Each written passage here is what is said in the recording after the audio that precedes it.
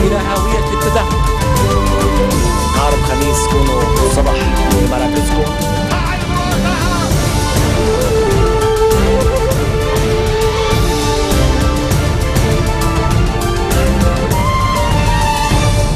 Good afternoon on Saturday, June 14th. I'm Nuna Naufal. These are today's headlines. Iraqi security forces ready a counter-offensive against militants north of Baghdad after the Prime Minister announces the cabinet granted him unlimited powers. The head of the Future Bloc, MP Fuad Sinura, demands that the government kick off its duties through adhering to the Constitution. A bomb attack targeting a weapons bazaar in eastern Syria close to the Iraqi border kills what the Iraqi state television calls 30 terrorists. Iraqi security forces readied a counter-offensive against militants north of Baghdad. This is according to an army colonel who said this after the Prime Minister announced the cabinet granted him unlimited powers.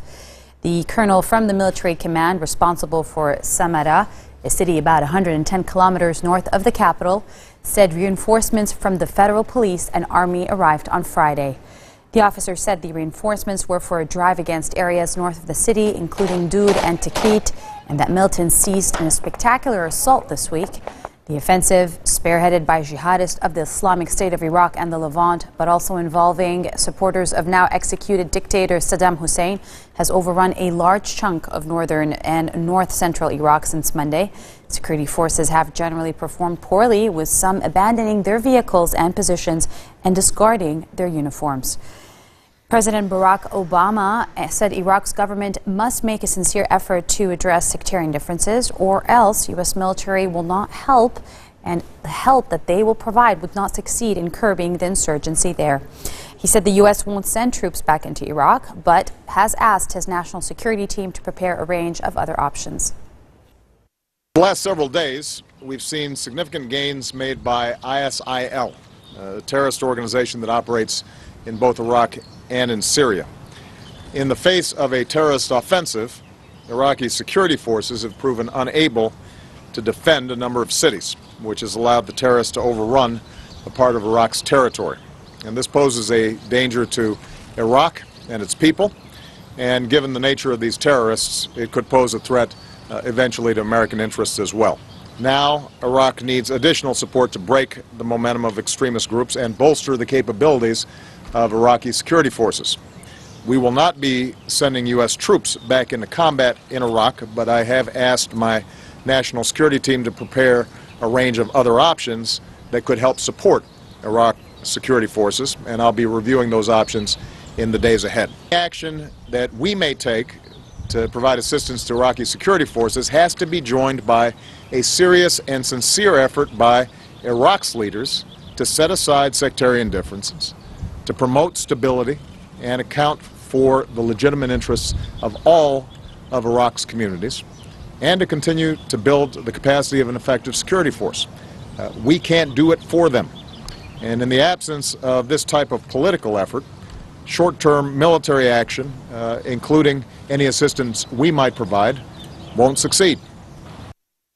On the line with us is Iraqi politician Mr. Intifat Kanbar. Mr. Kanbar, can you hear me? Thank you.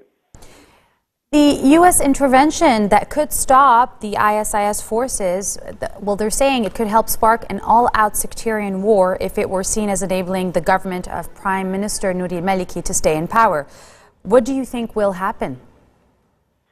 Well, we know that the U.S. is not going to intervene in Iraq anymore. President Obama was very clear that he's not going to send any forces, but he offered, and this is already happening, intelligence support and ammunition support and training support. However, I think the situation is beyond any external help to Iraq. I think the issue is mostly internally.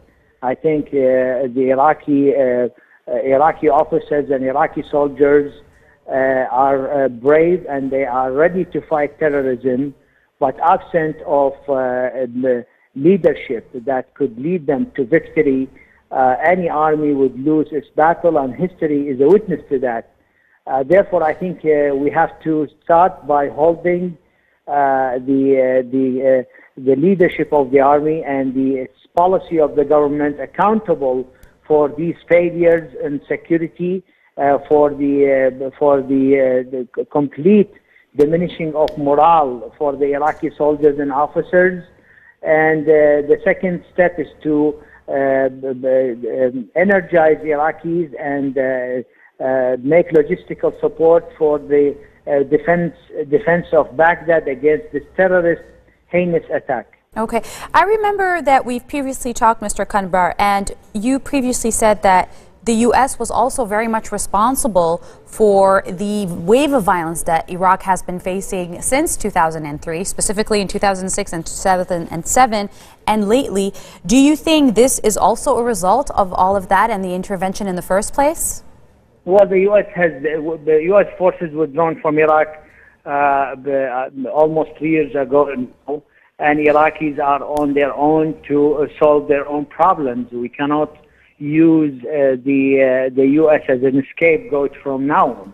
I think it is our responsibility as Iraqis to correct the situation in Iraq, and I think the current elections sent a very clear message: 210 new members of parliament, which means people are calling for change, and this change has to be in the leadership from top to bottom, and the government policy and corruption, which basically is eating out the Iraqi state the infrastructure and body, should stop. I think what we saw in Mosul is a natural result to massive amount of corruption and massive amount of mismanagement of the country, and also lack of political initiative for reconciliation. I think the military option by itself will not solve the problem, and we know that security can only be solved both by military and political means, and absent of political reconciliation,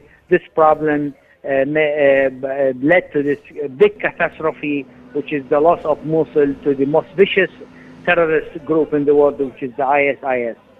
Right, and I think my last question has to do with, do you think this is containable, or what are the possible effects that it could have on the region? Well, the effect on the region is obviously negative, but I'm hoping, but unfortunately the solution is only in the only on the hands of the Iraqis. I think now there is a massive campaign to gather volunteers and an alternative army per se of volunteers to first defend Baghdad. The ISIS plan is very clear: is to siege Baghdad and, God forbid, to take over Baghdad. I think they will not be able to take over Baghdad. I think Iraqis will defend Baghdad by their souls and by all means to defend their capital and symbol of Iraq. I think the second thing, we need to change the political leadership of the government and the military leadership of the Iraqi army, and start and counterattack to expel the ISIS from Iraqi cities. Mosul is the second biggest city in Iraq after Baghdad, and its population exceeds 5 million, more than the population of whole Lebanon by itself. And the area of Mosul probably 3 to 4 times the area of Lebanon. This is not something to be ignored, and it has to be. However, Iraq needs all type of help from the regional countries and from the world, and we welcome every support and every goodwill to help Iraqis to expel terrorism, which is not only against Iraqis, against all region and against all humanity. Okay. Well, thank you so much for being with us today. That was Iraqi politician Mr. Intifad Kanbar commenting on the situation in Iraq. The head of the Future Bloc movement, MP Fuad Sanura, demanded that the government kick off its duties through adhering to the national constitution. He said during the launch of a workshop in the northern city of Tripoli, the government must go ahead with its responsibilities and avoid becoming embroiled in endless debates about its functions. The cabinet failed on Thursday yet again to reach an agreement over the methodology it should adopt in conducting its affairs, raising fears of the emergence of a paralysis in the government given the vacuum of the presidency. In light of the ongoing vacuum, Sanura said the parliament should remain calm and productive. Lebanon has so far held 6 presidential election sessions, but lawmakers have failed to elect a new head of state due to the ongoing dispute between the rival March 8 and 14 alliances. A growing number of Syria's children refugees in Lebanon have to work to make a living. There are as many as 300,000 school-aged Syrian asylum seekers in Lebanon, and about 70% of them are working as child laborers, according to the International Labor Organization known as ILO. In Lebanon's Bekaa Valley, a Syrian child laborer has to work 5 hours every day in the fields to make $6.5 US. They're seeking survival, so any revenue that they get from child labor is going to basics, rent of home, basic food items, transportation sometimes, and many say they are going out of work to get a loaf of bread. This is according to the ILO, and it's now attempting to improve their working conditions and to shorten their work hours to allow them to spend more time in school. According to the ILO representative in Lebanon, well, she noted that this issue of Syrian refugees and child labor is unlikely to be fundamentally addressed until the crisis in Syria comes to an end. Coming up next, the Dutch celebrate after defeating world champions and more from FIFA 2014.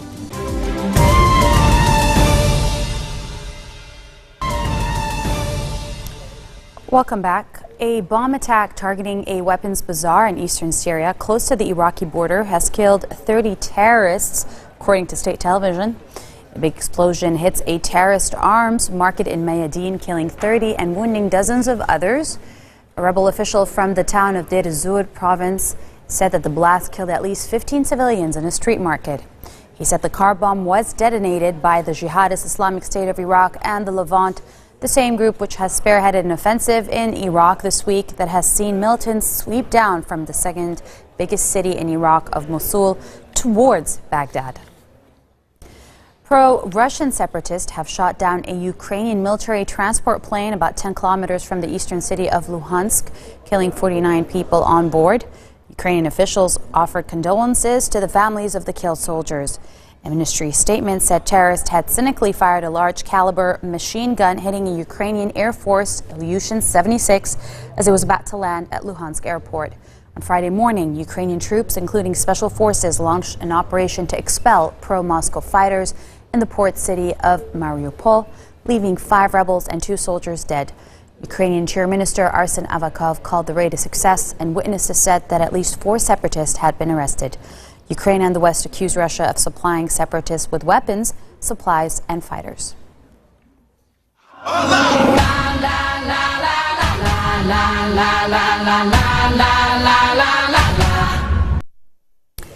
Dutch football fans celebrated excitedly after beating the current World Cup champion Spain 5-1 in the wee hours on Saturday in The Hague. When the final whistle sounded, the atmosphere in a bar at the Schwemming Beach came to a climax. 2 fans stepped onto the stage and used a high-pressure can like a fire extinguisher to blow the tissues, which spread like a fountain. Fans danced and cheered along to express their happiness. It was a brilliant start for the Dutch football team, who were defeated to Spain in the last World Cup final 4 years ago in South Africa. In other news, Mexican soccer fans had reason to celebrate as well on Friday after they won their opening World Cup match in Brazil. They beat Cameroon 1-0 in a rain-saturated Dunas Arena in the northern city of Natal. But the bad weather didn't dampen the spirits of fans leaving the stadium as they danced and cheered for their team, who they felt made a perfect start to their World Cup campaign. This marks the end of our bulletin for today. Now for a reminder of our top stories. Iraqi security forces ready a counteroffensive against militants north of Baghdad after the Prime Minister announces the cabinet grants him unlimited powers. The head of the Future Bloc, MP Fuad Sanura, demands that the government kick off its duties through adhering to the national constitution. And a bomb attack targeting a weapons bazaar in eastern Syria close to the Iraqi border kills what state television calls 30 terrorists. Those are your Saturday headlines live on Future Television in Beirut. I'm Yumna Naufal, wishing you a good weekend ahead. Take care. هناك محاولات لدفع البلاد إلى هاوية التدهور